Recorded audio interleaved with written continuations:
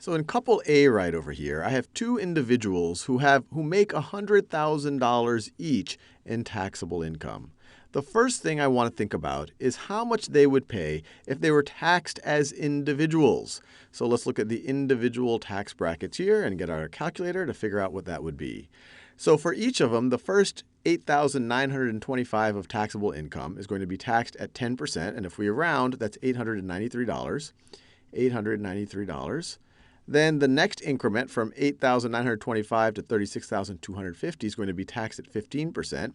I pre-calculated what that is. That's $4,099, rounding a bit. $4,099. Then the increment up to $87,850 is going to be taxed at 25%, and that gets us to $12,900.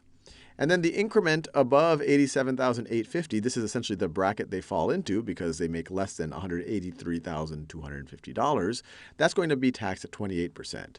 So it's going to be plus 0.28 times the increment above $87,850. So we have $100,000 of taxable income. To have a right number of zeros, let's see, 1. So that's 100. That's 10,000 right now. That is 100,000. Did I do that? Yep, 100,000 minus 87,850.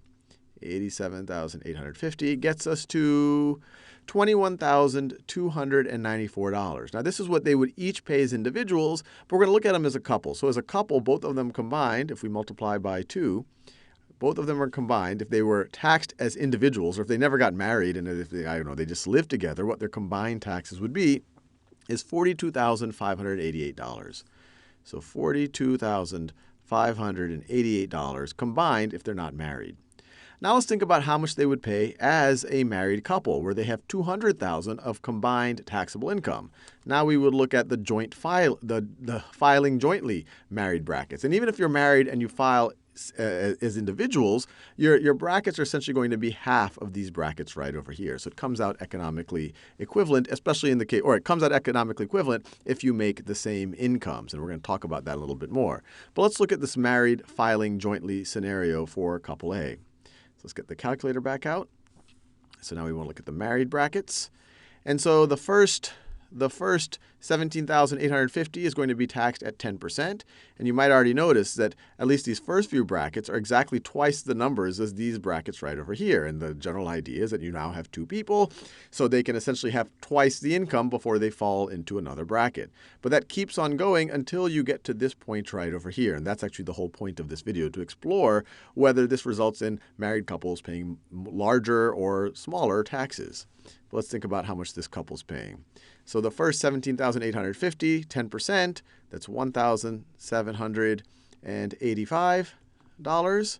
Then the increment up to $72,500 is going to be taxed at 15%.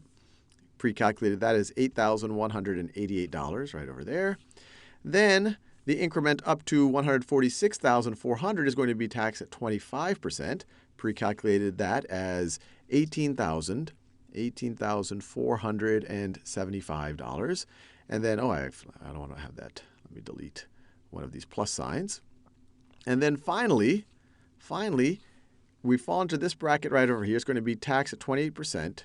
The increment above $146,400, the increment above that is going to be taxed at 28%. So it's 28% times 200,000, 200,123, minus 146,400. And we get combined taxes of $43,456. $43,456. Now, what immediately jumps out at you? Well, first, these are not the same number. And in particular, when they're married, they pay higher taxes. So this couple that they have fairly high income and they both make the same amount, they would have actually paid fewer taxes if they never got married and if they just filed as individuals. Now when they're married, they're paying more taxes. And the main idea is they fall into this bracket, and this bracket came faster than twice the rate at which this bracket came when they were just filing individually. And so they fell into the 28% bracket faster, so they had to pay 28% on more of their combined income. They ended up having a bigger tax bill. And so when people talk about the marriage marriage penalty, this is what they're talking about. These people are essentially paying a tax because they got married. So this is the marriage. This is the marriage penalty. Now, let's explore if there's always a marriage penalty, if there's always a case that if by getting married you're going to pay more in income taxes. So here we have couple B, and they have less equal income. They still have a combined income of $200,000. So if you look at the married filing jointly, they're still going to pay $43,456 when they file jointly. But let's see how much they would pay if they were individuals, if they never got married, and we combine how much they would have had to pay. So let's get the calculator back out. So first we're going to think about the first member of the couple who makes $180,000 in taxable income. So they're going to pay 10% on the first $8,925. So that's $893. And then we can add that to $4,099. We've done this already. $4,099. To that we could add $12,900. $12,900. And then to that we're going to add 28% of the increment above, so he makes or she makes $180,000, 180, 2, 3, minus $87,850, 87,850. So that's the increment above $87,850, and we get this spouse, this member of the couple, is going to pay $43,694. Now, to that, we're going to have to add the amount that the other member that might pay. So he is going to pay $893 on the first $8,925. So it's going to be $893 plus the 15% of the increment above $8,925. So plus 0.15 times 20,000, 1, 2, 3, minus 8,925 gets us to this member of the couple is going to pay, let's see, $2,554 in taxes. If we add it to the other member of the couple, so we add that answer plus $43,694, that's what the larger earner is going to have to pay in taxes, we get $46,248. We'll just round to that. $46,248. So here, all of a sudden, we see a scenario where we have the opposite thing. The higher value is if they don't get married. So in this situation, they actually got a marriage benefit. They got a marriage benefit. Now, why did this happen? Well, the thing that might have jumped out to you is both of these people had high incomes, and they had very equal incomes. While both of these people, their combined income was the same, but there was less equal. And so what essentially happened here, if this person filed by themselves, on the individual tax bracket, they go up the brackets very, very, very, very quickly. And then this person, well, they're not paying much in paying much in taxes, but this person is paying the bulk of it.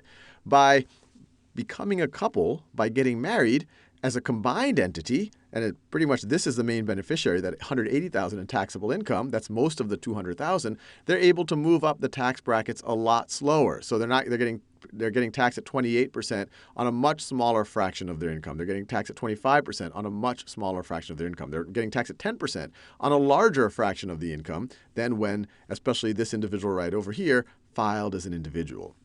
So in general, if you have a couple with very high taxable income and they both make roughly equal, they both have very high taxable incomes as individuals, they are likely to see a marriage penalty like we saw in scenario 1.